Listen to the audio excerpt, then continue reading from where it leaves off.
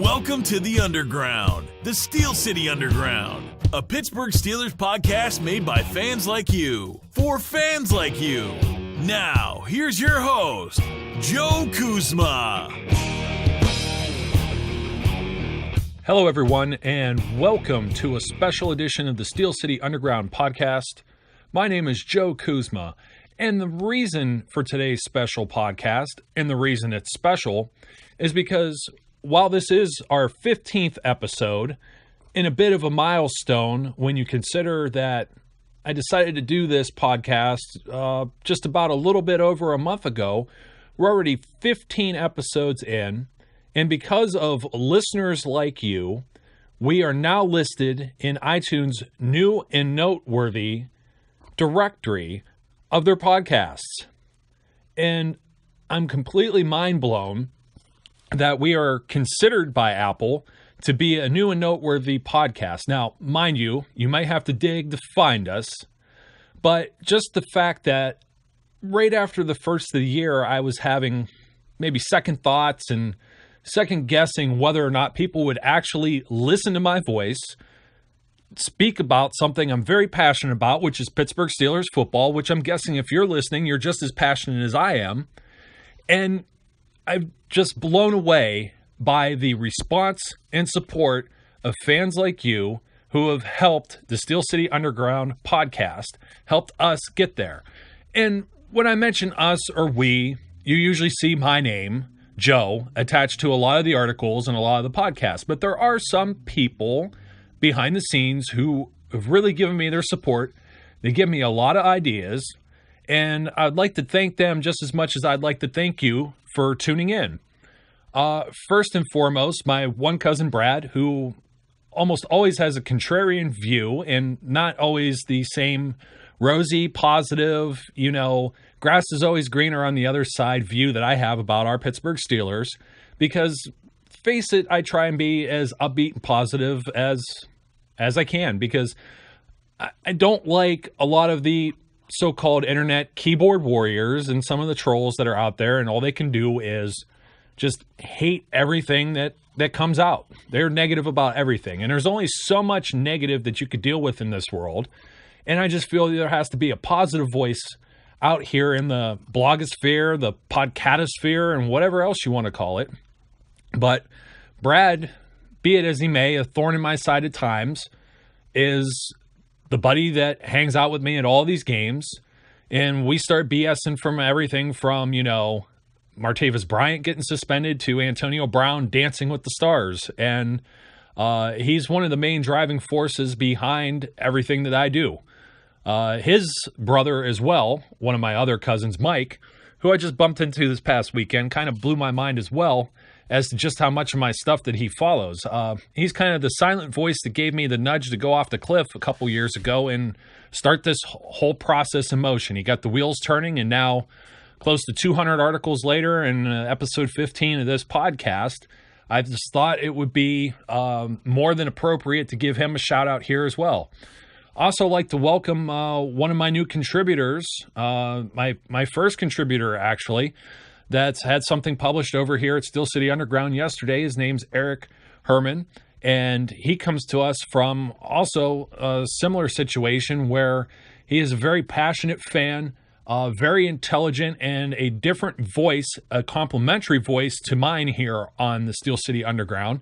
So if you have a chance, check out some of Eric's work. He comes over from his own blog over on Steelers Grind, which you could also find the link to over from my website, or you could also take a look on Twitter, where we've retweeted some of Eric's articles, and we also follow Steelers Grind. So I highly recommend checking Eric out. I have a few others that are out there as well.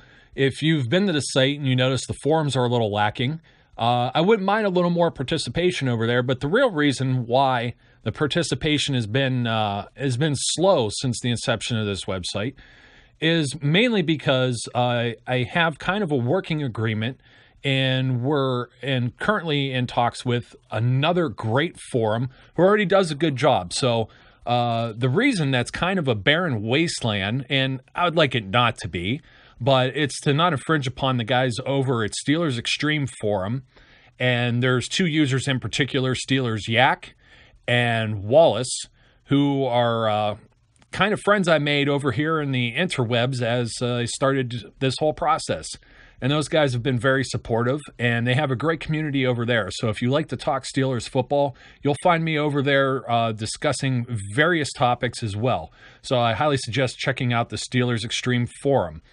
As far as any of the other shout-outs, I have one other thing that's in the works with some guys that I can't really discuss at this point, but one of them is also new to this whole blogosphere, and he's running the North Shore 9 website and blog, and you could find him also on social media, Facebook, Twitter, and all the other goods.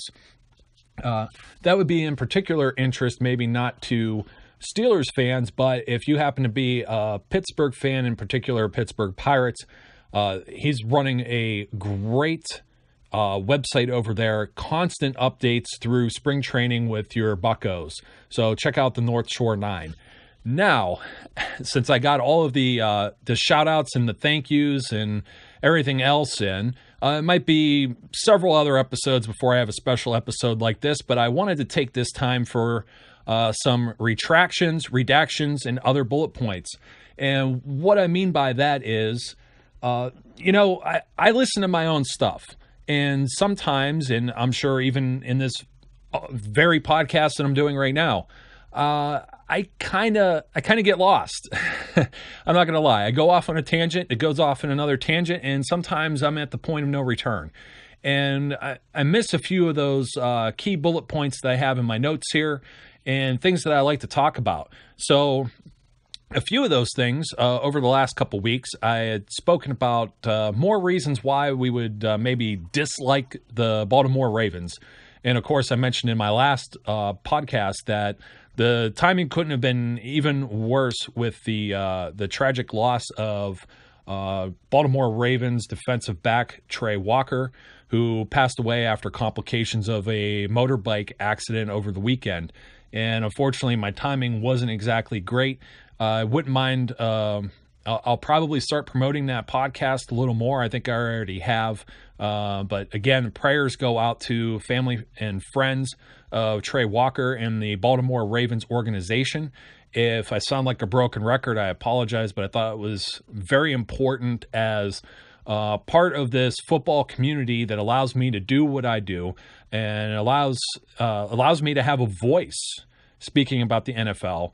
I feel that we're all a community and a family, and regardless of my feelings when the Baltimore Ravens kick off in that game come this fall, I think it's still important to acknowledge that everyone is human and we're all in this together. So again, my thoughts and prayers go out to the whole Ravens organization and the friends and family of Trey Walker.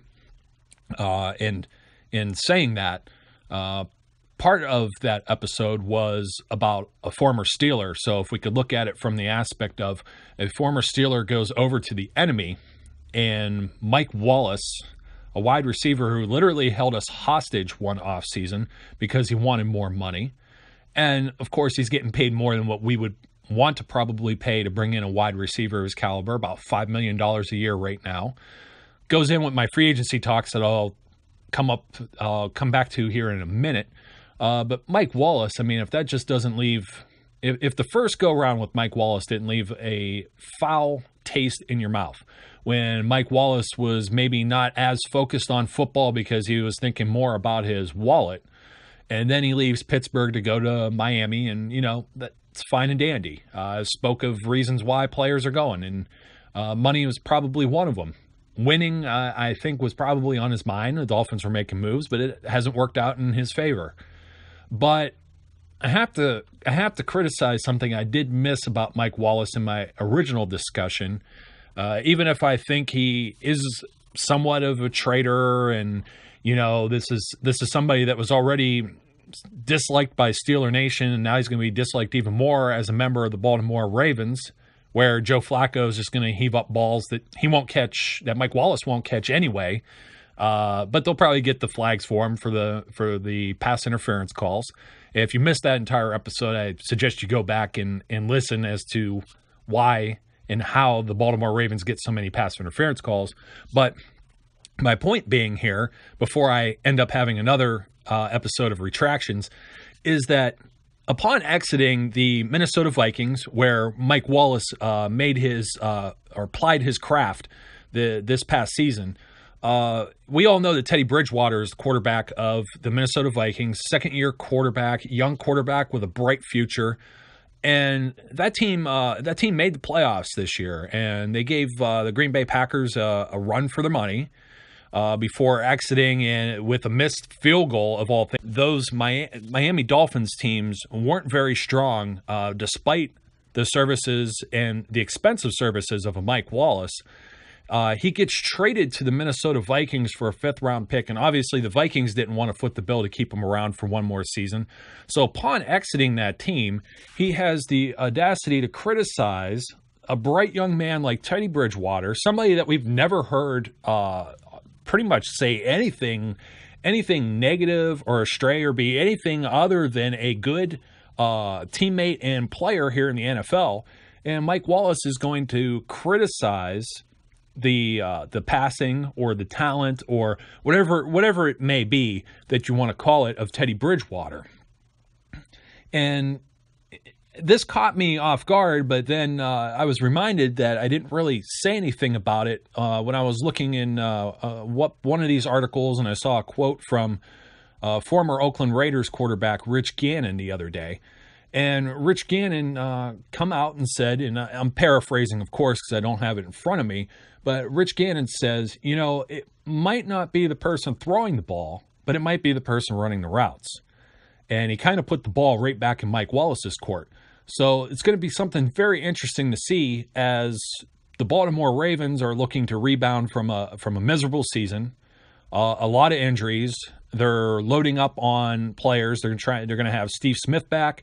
They signed Mike Wallace also to go run on the outside. Brashard Perryman, who didn't play all of last year, was their 1st-round pick at wide receiver. See if Joe Flacco comes back from his injury. Benjamin Watson's back there as a tight end. So they're trying to reload. Eric Weddle signed, of course, on defense. Another thing, as you know, that left a bad taste in my mouth. And that kind of segues into something I missed on free agency. So as we jump from the Baltimore Ravens looking to reload and hoping that Mike Wallace tanks their whole team, we see the players like Mike Wallace and Eric Weddle. Well, why would they sign with the Baltimore Ravens? Well, maybe not exactly this reason, but it is another money reason that I kind of left out in my last episode, is that when you have players that are looking to cash in, one way you cash in more is if you happen to go to a state such as Texas or Florida where there is no state income tax. And what you'll see is a larger paycheck, obviously, because a smaller chunk's being taken out ahead of time. So it was just a real small little piece that I wanted to add to the whole free agency mix, is that when you see somebody like a Mike Wallace take the payday in Miami, regardless of the beautiful weather or the beaches or the bright lights in big cities, a lot of the things that are offered to these free agents, there is a little bit more to, hey, that guy took a little less money to go here, but then again, he may have a better tax benefit than he may have had in his previous location with his other club. So just one other thing to throw in there. We would like to thank you for listening and remind our listeners to follow us on social media and our website, www.steelcityunderground.com.